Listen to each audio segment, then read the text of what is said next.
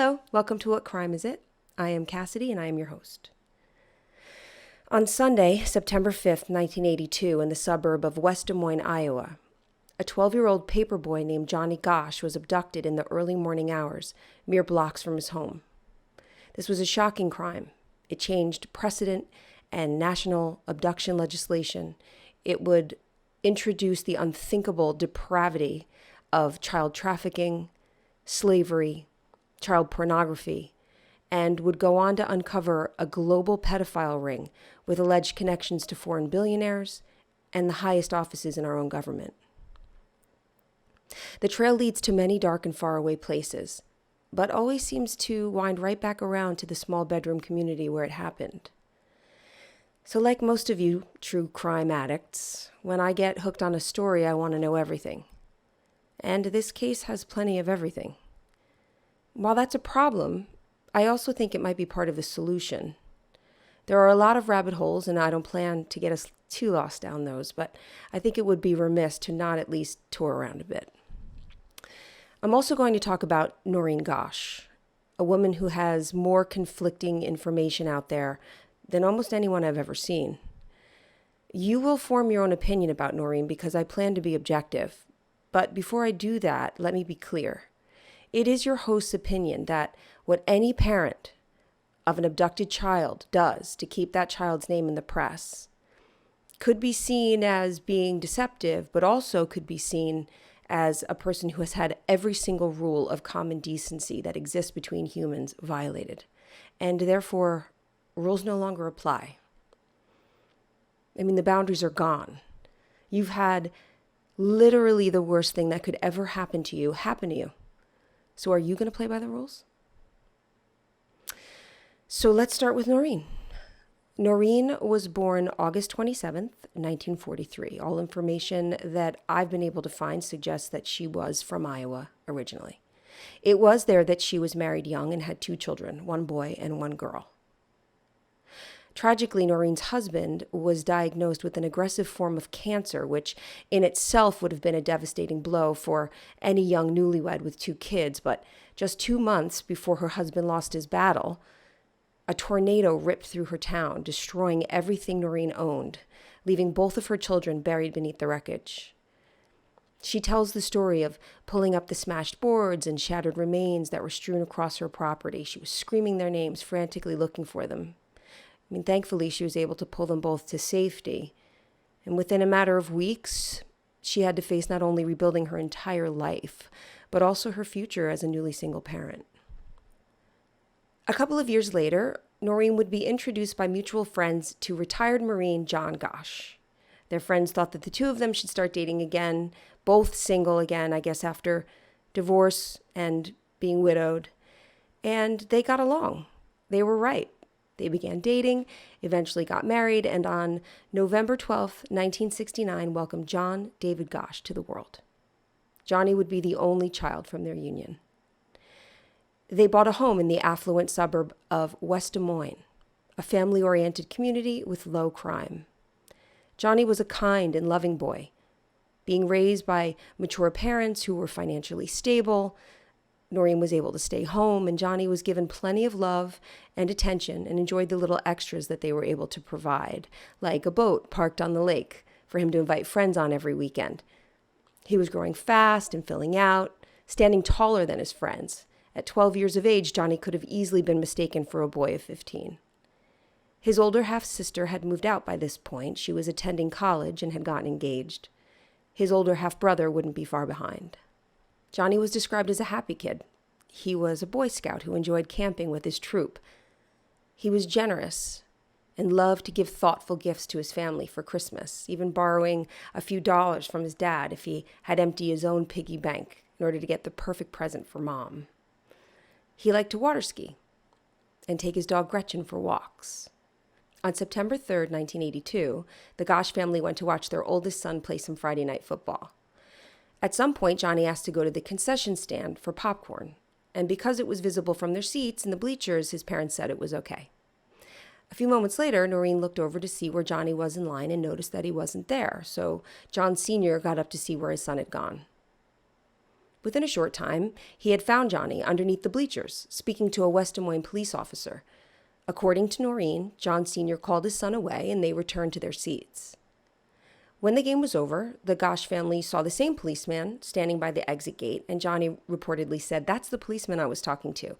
I may want to be a police officer someday." According to his mother, that was the extent of the conversation, and then the family headed home together. The next day, the Gosch daughter visited from college with her new fiancé. Noreen prepared a family dinner, often referring to this meal as the Last Supper. In accounts made by Noreen, it was while she was doing the dishes that Johnny mentioned his early morning paper route, a job he'd had for a little over a year with the Des Moines Register. He'd originally wanted the job in order to save up enough money to buy a motorbike, which he managed to do and was very proud of. Being a paperboy during that time was serious business, not only a job of high responsibility, but also high demand, so Johnny took it very seriously, knowing that he would be fined by the Register for any late papers, and easily replaced by another boy should he not live up to the task. So he commented that he'd have to go to bed soon if he was going to be up bright and early to deliver those Sunday papers. Johnny then asked if it would be okay if he went alone to deliver the papers in the morning. And this is where the stories begin to conflict somewhat. For many years, the story we were told was that John Sr. had always accompanied Johnny on his route. The story went on to say that John Sr. said yes, Johnny could go alone this time, but that Noreen said no. She wouldn't be comfortable with that. It was still dark when Johnny left in the morning, and regardless of how close his route was to their home, the agreement was that Johnny needed to have an adult present. This story was never disputed by John Sr. until recently, when John Sr. claimed that he did not always go with Johnny, that he sometimes went with Johnny, and that he sometimes went alone. In the original account given, after Noreen said no, Johnny agreed to wake up his dad before he headed out in the morning, and that before he went to bed, Johnny turned around, hugged Noreen, and said, "You're the best, Mom." Also in Noreen's original account, for several weeks on Saturday night, early Sunday morning, the Gosch house would have a prank phone call at 1:35 a.m. The way that she said it would happen was John Sr. would always answer because the phone was on his side of the bed. He'd say, "Hello," wait in silence for a response, and when no one would respond on the other end, he would hang up. Week after week, Noreen would wake up, ask who it was, and John Sr. would say, "Wrong number." Now, I remember getting prank phone calls as a kid. We had a landline always in our house, and we would get prank phone calls. You would get them a lot. I couldn't imagine, though, if my mom or my dad had gotten calls like that every Saturday night for weeks on end at 1:30 in the morning with just silence on the other end, that it wouldn't have been made a bigger deal in the house. You know, you get one or two, sometimes you get repeat ones. There was a guy for a while when I was a kid calling up our house saying, "Hi, honey." I remember that. It was so creepy, but it stopped at some point. But I don't think that my mom would have ignored a weekly phone call. But there you go. On September 5th, 1982, Noreen said that the phone rang again at 1:30 a.m. This time her husband answered, but she heard him speak. He said, "Yeah, okay, all right," and then he hung up. "Who is that?" Noreen asked. "Wrong number," he replied. Noreen remembers saying, "Well, you don't have a conversation with the wrong number," but also said that it wasn't really something worth disrupting her sleep over, so she drifted off again. And this was the official story for decades. Recently, however, John Sr. denied receiving any such phone calls, either that night nor in the preceding weeks. He now says he does not remember getting any of the calls that Noreen describes. I do have some interesting information, though, about late-night phone calls that will be presented in a later portion of this case. Be that as it may, let's continue with the original account. At 7 a.m. on Sunday the 5th, Noreen was awakened again by the phone. This time it was their neighbor, asking why he hadn't received their Sunday paper. Noreen put the phone down and checked Johnny's bedroom down the hall. Maybe he had overslept, but he wasn't there. John Sr. was there, however, and when asked why he was there, he said that Johnny hadn't woken him up before he left that morning, but that he'd go out now and he'd find him in the neighborhood. Maybe he was just a little behind and needed a hand. John Sr., again in mixed reports, described seeing the wagon with the papers out in the neighborhood, but no Johnny. He then went home By then, the neighbors had begun calling like crazy, asking where their papers were. I mean, Sunday paper was a really big deal, and the fact that it wasn't there was a very, very bad thing. So they were calling her house, obviously not knowing that something was wrong, just knowing that they hadn't gotten their papers. So John Sr., I guess not wanting to upset the neighbors, decided that he would take the papers and he would go and deliver them while Noreen called the police. It was during this time that their miniature dachshund Gretchen, who Johnny had taken along for the walk with him, reappeared at the house. It took 45 minutes for the police to arrive, despite the fact that, the Gosch home apparently was 10 blocks from the station. While she waited, Noreen took matters into her own hands, a pattern you'll see repeated throughout this story, both because of Noreen's nature and also because she was given no other choice. She proceeded to get the names and numbers of all of the boys who had been out delivering papers that morning by the district manager of the Des Moines Register, who was in charge of the routes in that area. All of the boys would meet in one location to pick up their papers, fold them, and then would head off for their deliveries. So, since he had picked up his papers, Noreen hoped the boys could tell her what else they knew. But Johnny's pickup location had changed, and again, there are now conflicting accounts of which way he walked that morning and where he precisely was at any given moment.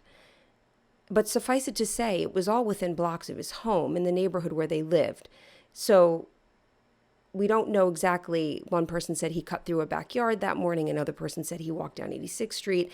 We don't have exact information about that. There's been, we'll go further into it. But supposedly his pickup location had changed. So it's possible that he walked in slightly a different direction that morning.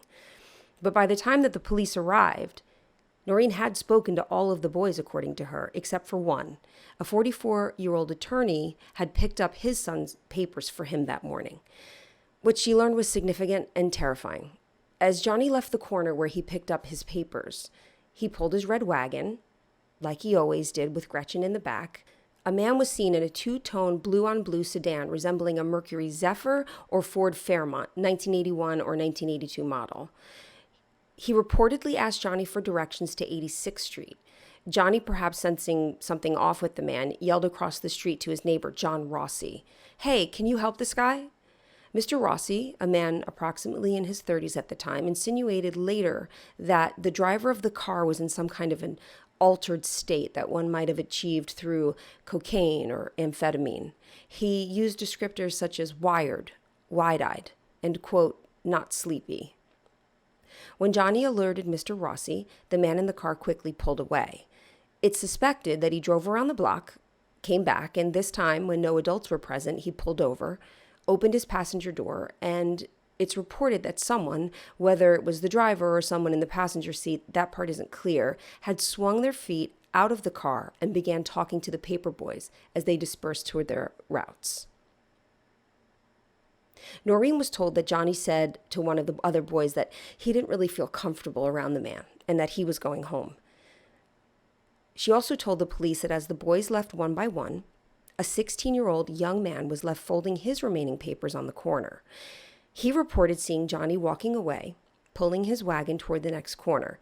He claimed that the man in the blue car turned his engine on and before pulling away, flipped his dome light 3 times. It was at that time, the boys said, when another man appeared from between 2 houses and began walking in the same direction as Johnny.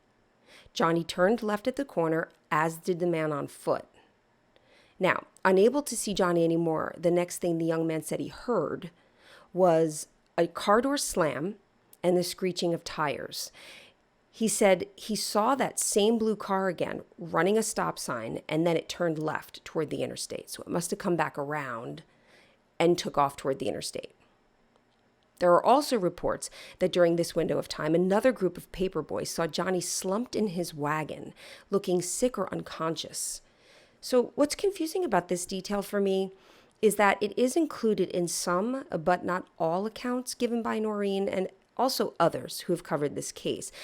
So if it is true, I do find it odd that the boys would have seen Johnny in that state and just kept walking, slumped over, looking passed out in his wagon. I don't know what to make of that, honestly. The boys described the man in the blue car as having short, dark hair and a thin mustache with slurred speech. Later, it was described as an East Coast tough guy manner of speech, sort of like Goodfellas, or if you've ever seen any of those gangster films. I'm from the East Coast, and so I kind of understand what that is. But I can also understand that some of these boys who are from the Midwest may have never heard an accent like that before, so they might have heard it as sort of slurred. But I'm thinking that it was probably like he dropped his R's, like that sort of tough guy talk. A neighbor named Mike also later reported that he observed Gosch talking to a stocky man in a blue two-toned Ford Fairmont with Nebraska plates. Mike did not know what was discussed because he was observing from his bedroom window. As Gosch headed home, Mike too noticed another man following him. The witness, John Rossi, who Johnny had summoned from across the street, underwent hypnosis and told police some of the numbers of the license plate that he had seen, and it was from Warren County, Iowa. So there are two opposing reports now, one that the car had Iowa plates and one that it had Nebraska plates. And because both are easily searchable online, I found two plates from that time period, and I'm going to put them up here. You can see that they don't look anything alike. Most recently, questions have been raised about multiple cars being in the neighborhood that morning, as well as a strange van parked outside of a neighbor's home. After it sat there for some time, it was approached by another car and then loaded with something wrapped in a blanket before it took off. Of course, the speculation there is that it could have been Johnny. So despite the eyewitness information, the officers asked Noreen if Johnny had ever run away before. Insisting he hadn't run away before and he wasn't a runaway now, she was already beginning to sense a lack of urgency that concerned her. I had all that information before the police ever walked into the house. We weren't prepared for what was going to happen next, and that was basically nothing. I mean, it was up to John and I at that point in time to go to the press and beg for help in having them show Johnny's picture so that people knew he was missing. There was not the adequate measures taken initially. The policy in 1982 was that 72 hours had to pass before Johnny could even be classified as a missing person, a law that Noreen would be very instrumental in changing years later. With no time to waste, Noreen and John recruited the help of friends and concerned citizens to form search parties in the surrounding parks and wooded areas. They turned their house into a command center and began selling candy bars and holding garage sales to raise money for posters and private investigators. By all accounts, police wanted off the case because Noreen was so outspoken and relentless, never letting any amount of time go by without calling and visiting the chief of police. Chief Orville Cooney was a particular critic of Noreen's tactics. Her media appearances called regular attention to his incompetence with the handling of Johnny's abduction. She claimed that during an organized search of a local park, Chief Cooney showed up drunk with a bullhorn, telling everyone to go home. A group of searchers, approximately 20 of them, came back to the house, and they were extremely angry. And the one man who was kind of the spokesperson for this search party said, "I thought you people wanted help." And I said, "Well, we do." And he said, "Well, we're out searching the state park." And out of it came the police chief, Orville Cooney, who was drunk, stood up on top of a picnic table with a megaphone, one of those bullhorns, and he yelled at the crowd, and he said, "All of you people go on home. This kid is nothing but a damn runaway." When asked about her harsh characterizations, Chief Cooney told reporters, "I don't give a damn what Noreen Gosch has to say." But eventually, Orville Cooney's incompetence and corruption would catch up with him. The Des Moines Tribune reports 18 officers making allegations against Chief Cooney, including doing police work after drinking, fixing the tickets of friends and relatives, being racially prejudiced, and interfering with a department investigation against one of his sons. Both Cooney and Mayor George Mills say the actions of this many officers in a 37-person department cannot be ignored. He would resign 6 months later, in 1983. And according to Noreen, the FBI was not much better. I called the FBI myself. They said, "Well, we'll be over in a couple of days if they don't find the kid." Finally, on the third day, they sent 2 special agents to our home, Ed Mall and David Oxler. They sat at our kitchen table and they said, "We will not be entering the case." And I said, why not? And he said, well, the police chief, Orville Cooney, says that he doesn't really need our help. We were told by government agencies, well, you have to prove that child's in danger. To us, he's a runaway until you prove he's in danger.